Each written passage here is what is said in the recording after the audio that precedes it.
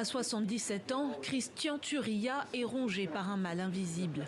Chaque été passé sous les toits de Paris, son calvaire porte un nom, la précarité énergétique qui transforme son studio en fournaise. Quand il fait chaud, je sors, je vais en face, je vais jusqu'à la gare, puis je reviens. Voilà.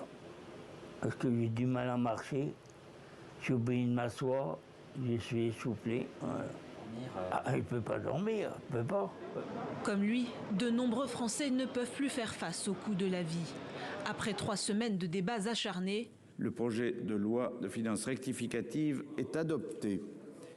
Le Sénat a définitivement adopté un paquet de mesures en faveur du pouvoir d'achat pour un total de 20 milliards d'euros de dépenses.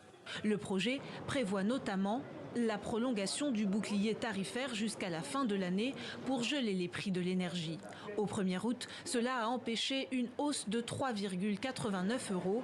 Une enveloppe de 230 millions d'euros sera allouée aux ménages modestes encore chauffés au fioul.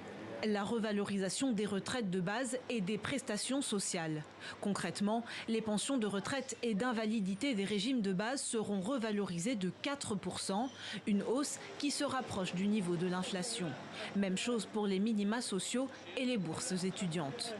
Une baisse de 30 centimes sur les carburants à la rentrée, remise cumulable avec celle de Total Énergie de 20 centimes du 1er septembre au 1er novembre dans toutes les stations-service du groupe. La question de la hausse des salaires était au cœur des débats à l'Assemblée nationale. Alors que les entreprises sont appelées à suivre la courbe de l'inflation, la hausse des matières premières limite leur marge de manœuvre.